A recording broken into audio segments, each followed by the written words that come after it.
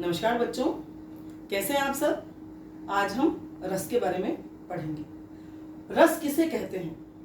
रस्यते आस्वाद्यति इति रसम, अर्थात जिसका आस्वादन किया जाए, सरा सरा कर जिसे चखा जाए उसे रस कहते हैं। यह तो होता है भोजन का रस।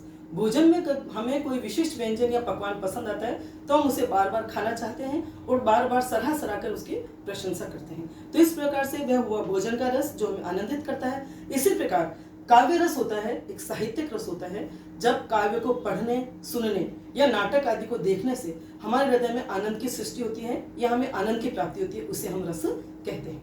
रस को आचार्य काव्य की आत्मा कहते हैं, अर्थात रस विहीन काव्य वैसे ही है जिस प्रकार आत्मा से विहीन शरीर।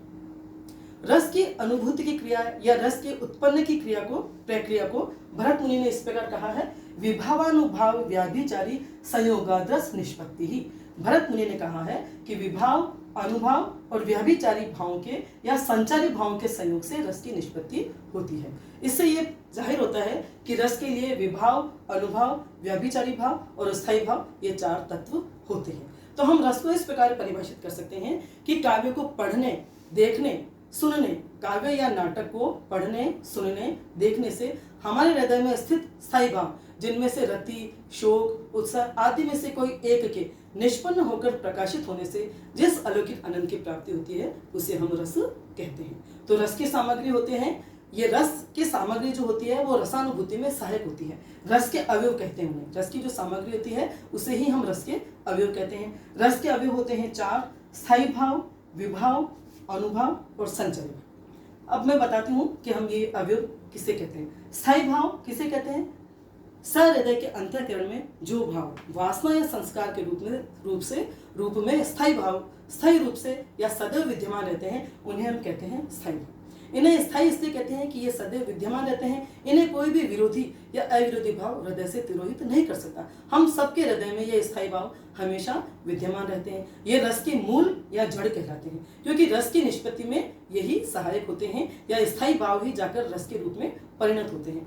जिस प्रकार कच्चा चावल पकने की प्रक्रिया से गुजरकर भोजन के रूप में आस्वाद्य बन जाता है, उसी प्रकार से स्थायी भाव जो होते हैं वो रस की प्रक्रिया से गुजरकर या विभाव, अनुभव और संचारी भावों के संयोग से रस की उत्पत्ति करते हैं। इसलिए ये स्थायी भाव सबसे प्रमुख होते हैं। दूसरा है विभाव। विभाव वे होते हैं जो स्थायी भाव को जागृत करते हैं, अर्थात वे परिस्थितियां या कारण जो हमारे हृदय में स्थित स्थायी भाव को जागृत करते हैं उन्हें विभाव कहते हैं। विभाव भी दो प्रकार के होते हैं, आलम्बन विभाव और उद्दीपन विभाव। आलम्बन विभाव वे होते हैं जिनको देखकर या जिनकी वजह से हमारे हृदय में स्थायी भाव जागृत होता है। जैसे पुष्प वाटिका प्रसंग में सीता को देखकर राम के हृदय में स्थित रति भाव जागृत हुआ, तो यहाँ आलम्बन हुई सीता को देखकर राम के हृदय में स्थायी भाव जागृत हुआ, तो आलम्बन हुई सीता और राम हुए आश्रय। जिसके हृदय में वह स्थायी भाव जागृत होता है वह आश्रय कहलाता है। और उद्दीपन विभाव वह होता है जो उस स्थायी भाव को जो जागृत हुआ है उसे और उद्दीप्त करता है। इसमें आती है आलम्बन की चेष्टाएं या बाहरी परिस्थितियां आती। जैसे पुष्प वाटिका में सीता को देखकर तो राम के हृदय में रति भाव जागृत हुआ, लेकिन सीता की वेशभूषा, उनका सौंदर्य, उनका मंद मंद मुस्कुराना और जो प्राकृतिक वातावरण था उसकी वजह से उनके अंदर का जो स्थायी भाव जागृत हुआ था वह और पुष्ट हुआ या उद्दीप्त हुआ, तो ये वो उद्दीपन विभाव कहलाता है। अब तीसरा है अनुभव। अनुभव होता है आश्रय की शारीरिक चेष्टाएं। जब स्थायी भाव जागृत हो जाता है, उद्दीप्त हो जाता है, तो हमारे हृदय में जो भाव उत्पन्न हुए उनको शारीरिक रूप से वो जिस तरह से प्रदर्शित होते हैं या व्यक्त होते हैं उन्हें अनुभव कहते हैं। तो अनुभव क्या हुए? आश्रय की शारीरिक चेष्टाएं।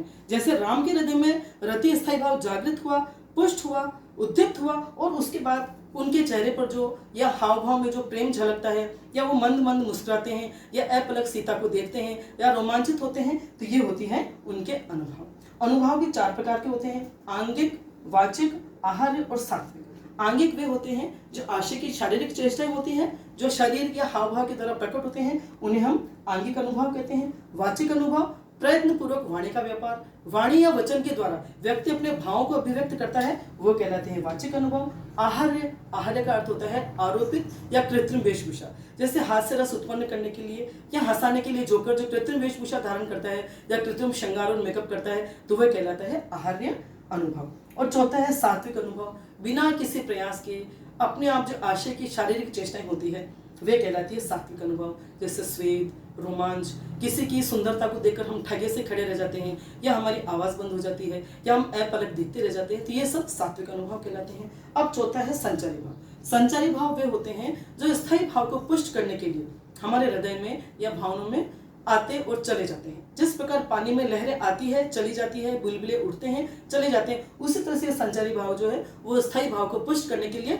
अनायासी आते हैं और तिरोहित हो जाते हैं, और ये संचरणशील होते हैं, इसलिए इन्हें संचारी भाव कहा जाता है। तो आज के प्रकरण में हमने रस की परिभाषा और रस के अवयव के बारे में पढ़ा है। आगे हम रस के प्रकार के बारे में पढ़ेंगे। धन्यवाद।